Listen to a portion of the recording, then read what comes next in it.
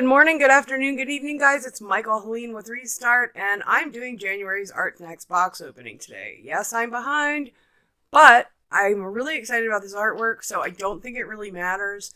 I'm not really worried that much about it just being the Art Next box opening, but there's some really interesting products in this box that I thought would be fun to go over.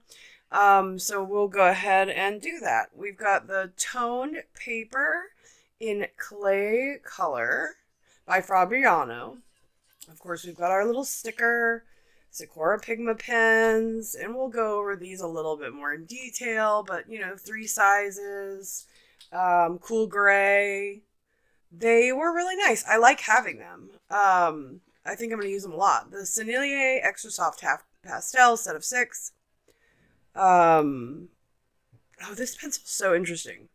It's a Zebra MLP squared mechanical pencil, and it has a flat graphite to it, which is really, really interesting.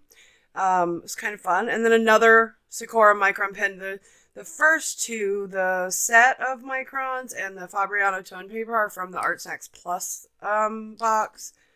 And these are from the regular Art Snacks box. And this is, of course, just a Prismacolor Kneaded Eraser.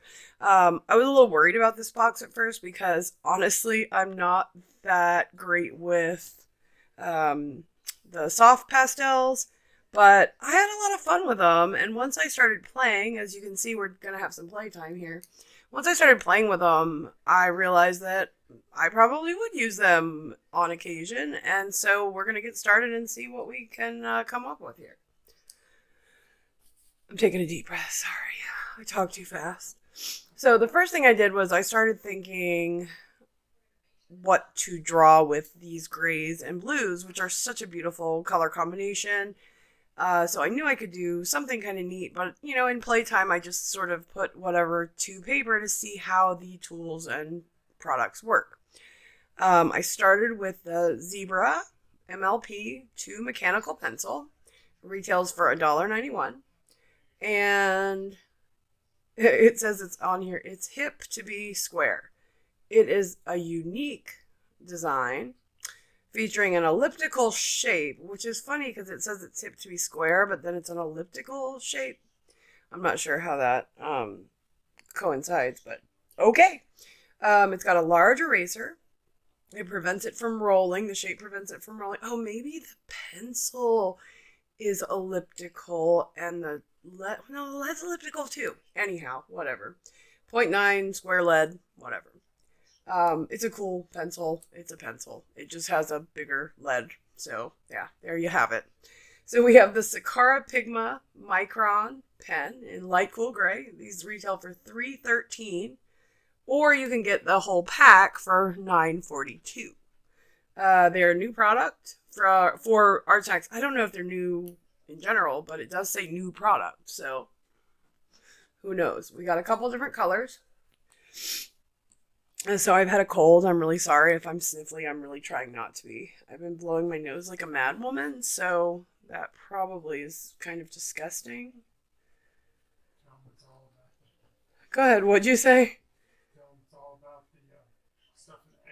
Yeah, some of it's stuff in the air. My dad's talking. My dad's working behind me, so I'm like, sniff, sniff, sniff. So these Micron pens are actually waterproof, archival. I like Micron. I mean, they're Micron. I got an 01, an 05, and a 10. And then the lighter one. What is the lighter one size? I want to say that one's a 05 too. I honestly don't remember. I think it's in here, but okay, so now we're trying the Sennelier Extra Soft Half Pastels set of 6. Apparently they couldn't send the whole one.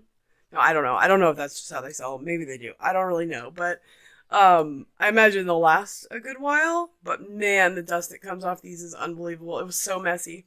I love getting messy when I do art, but it's really hard to control the mess, so I guess you have to try to kind of work with it, which is fine. Like, I don't have a problem with it. I definitely played with it in all kinds of ways. Like, I played with it with water. I played with it using the eraser, which you'll see in a minute. I used my fingers. Anything I had left dust on the paper, I kind of dusted off into a little container and then use that with a brush. So there's probably loads of things you can do with it. The other thing is the colors that I got. Oh my god. First of all, they're super soft. They're so fun to use on the paper. They glide like silk. And as far as blending, as you know, once you get enough on there, they blend really well together. Some of the colors almost look like they glow. I mean, look at this blue. It looks like it glows on that clay colored paper. Oh my god. That was fun. That was a really fun thing to do. So all the colors are beautiful. I didn't have any issues with them. I mean, I use oil pastels by Sennelier all the time. That's like my main thing that I use. So I'm a huge fan of Sennelier anyhow. I've just never used the soft pastels. I have used soft pastels before. I've just never used the Sennelier brand. And, you know, I was impressed just like I am with the oil pastels. They're much different. It's a much different medium, but you can blend them similarly. So, you know, it was kind of fun to play and just see how they blended, see how they worked. You could blend with your finger. You could blend with the tools themselves, with a brush, with a hat, in a cat, with a mat. So you can see every time I get it on my finger, I'm like, let me put it on the paper and see what it does and see how many layers it takes to get it to cover the clay paper. So this is kind of a cheapy brush, but I'm telling you, I think it's like a Crayola paintbrush, but I use it for dry mediums a lot because it has an amazing point. It's pretty stiff, but it's also flexible. I really like this brush, believe it or not, for watercolor. And so I was like, oh, I'll just pull this one out real quick in case it does ruin it. It's not like the end of the world. But actually, it's kind of a nice little brush. So here I am just doing like some random things, trying to see how much color I can get out of it, how the paper holds up to water as well. This is why we call this playtime, because it's not for anything other than just to see what these do. See this brush? Don't you guys like? The brush didn't come with it, by the way. I just like the brush. And I have like some really nice expensive brushes, but this brush is like one of my favorites. I know it's crazy, but it's got such a great tip. It's got like the perfect little point. And also I have a band-aid on my hand because I burned myself, so I'm sorry that you have to look at a band-aid the whole time. So you can see how much dust I'm getting like off the edge when I lifted that up. It definitely gets dusty, but I was able to keep it, which was cool. You can, of course, pick it up and use it as well.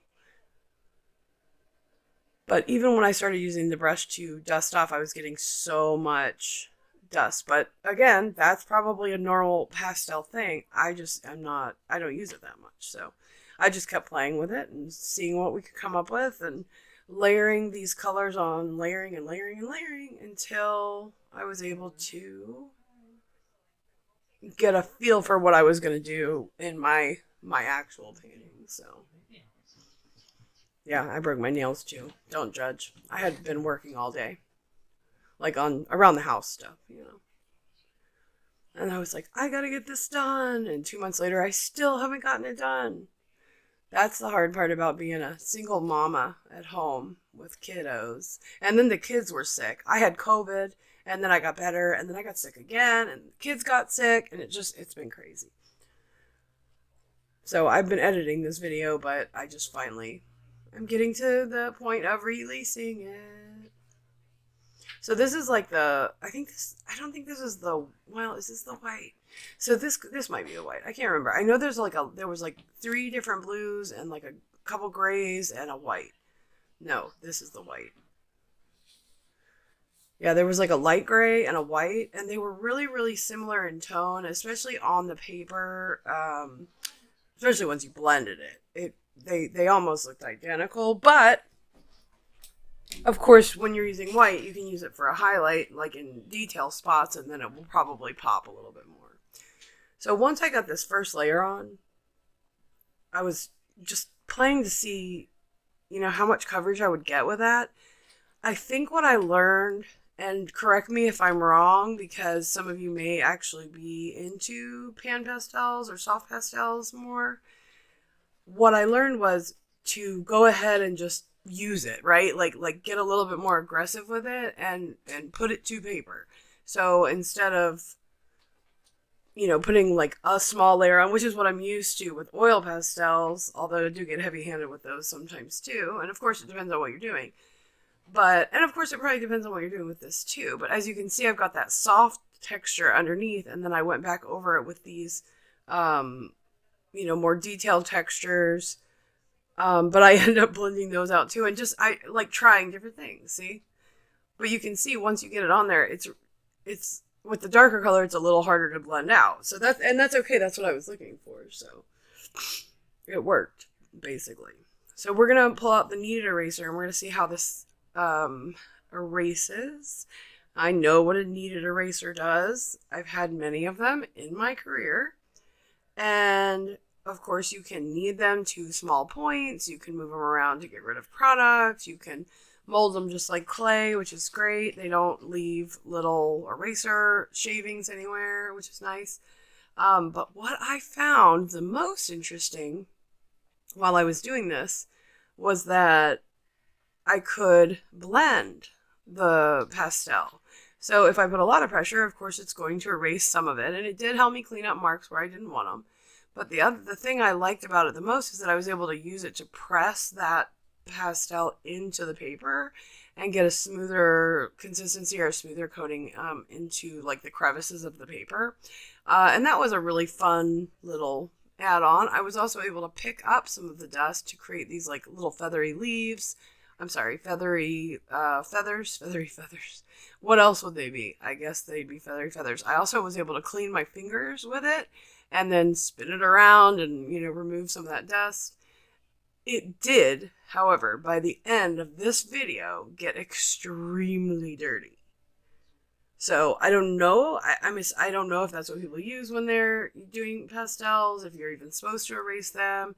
But, I know how to use it, and I have learned a lot about how to combine those two products. And that is why I do these videos. It teaches me everything I need to know. So this little bird shape, if anybody wants to try to do this little bird, is such a little easy thing to do, and you can do any color you want and almost any shape you want, really. It just such a simple little guy. Oh, this is just a stump blender, and I wanted to see if it didn't come with the box, but I wanted to see if it blended. And yeah, that was definitely a good tool. It kind of worked how the Kneaded Eraser worked, in that it just kind of pushes it down in there. Anybody that's used a stump knows that, what it does. But it's definitely a good tool to have if you're using these products, because it helps keep things a little cleaner and helps you to do finite details, like around the edges and stuff. But anyways, the shape of this little bird, it really is just kind of like an oval and then a circle, like an oval for his body, a triangle for his tail, and a circle for his head, and then a little triangle for his beak.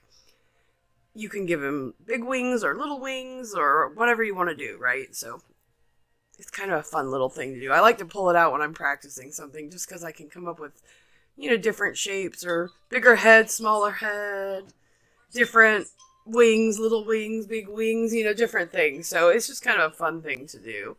Okay, so I think I'm going to do a little mushroom here with the brush. And this just, it just kind of shows like how loose and soft it is. I know it's not the most entertaining thing to watch, because of course I'm using one color and I'm picking up color from all over, but I just wanted to see, like, if it's wet, how does it react? If it's dry, how does it react? How does it look with the clay? I keep calling it clay, but it's clay colored paper. You know what I mean?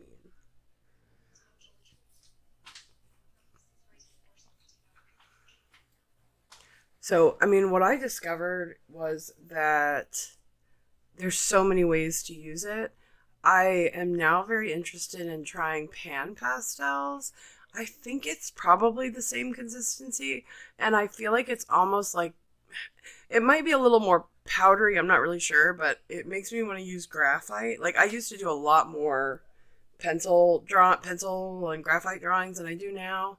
Um, so I can't really remember, but I think it's probably about the same consistency. It might be a little bit different, but of course you get color, right? And then I'm going in with my gray Micron pens, and I'm going to play with those on the legs and the beak and the eyes. And of course I drew him out with the pencil, but look how cute he looks. I mean, come on. He's pretty darn cute, I think. This is just to show you a little bit more about this pencil and how it works. I found it kind of, yeah, see how it's like a cylindrical shape? More like an ellipse because so it doesn't roll around, which is great. It does have an eraser, a nice eraser. It works pretty well, I guess. The paper was nice. The paper was good for these. I wouldn't probably do a lot of wet medium on it. It did buckle a little bit with the water, but I didn't use that much water. So, you know, anything that's dry, I think you'd be fine with this paper. It was good paper. I liked it. It's Fabriano, toned paper. It's an 8.5 by 11 and 11 3/4.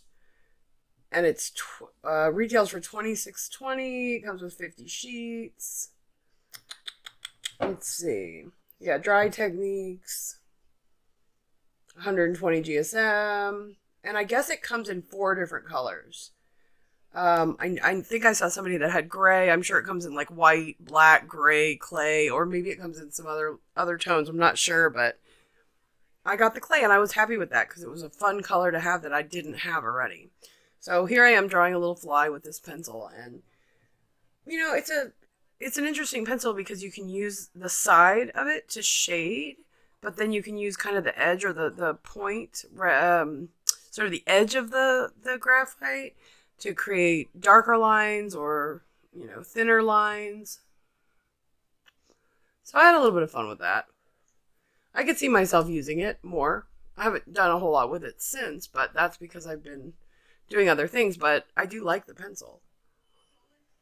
And actually my kids liked the pencil, which was funny. I showed them and they were like, oh, this is kind of fun.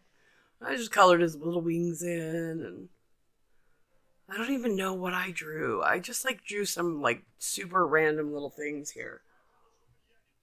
But even though it's playtime and I didn't do my actual art, maybe you guys will get something from this little bird and the little mushroom that I did quickly. And the little fly guy. And this is a teddy bear that I did with the Micron pens just because I wanted to play with the different grays and see what they did. I mean, it really wasn't a huge challenge. They're Micron pens. You know, if you're somebody that does pen and ink, I'm sure that they will come in extremely handy when you're trying to get different tonal values. I'm going to speed up the bear a little bit because we don't need to spend too much time on this little guy. I just wanted to show you what the pen looked like and how it worked and the different sizes. So basically I started with a circle and some droopy little eyes, and he's kind of supposed to be a little nerdy. So he's got kind of bags under his eyes and a funky little haircut. And then, so basically just a circle for his head, and then a little rounded out box for his body, little cylinders for his arms and legs, and then I kind of shaded his tummy, and I used the different size and different color of these just in different areas where I wanted things to drop back, where I wanted things to come forward.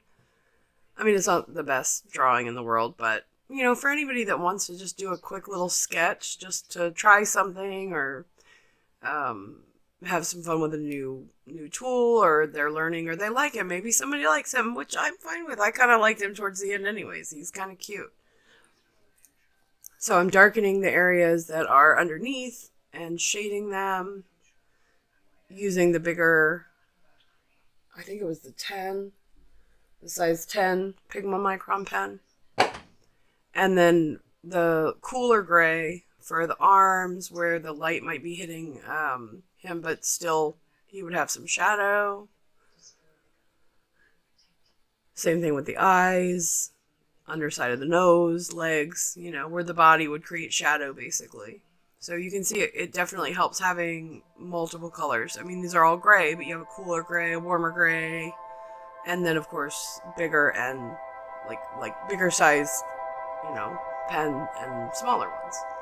Which also made it really easy to do the little whiskers. So anyways, I hope you guys like him. I know it's a silly little thing, but you know, try him out. Do a bird, do a fly, do a mushroom, do a bear, whatever you want. And I'll see you on the flip side with the actual artwork. Thank you guys so much.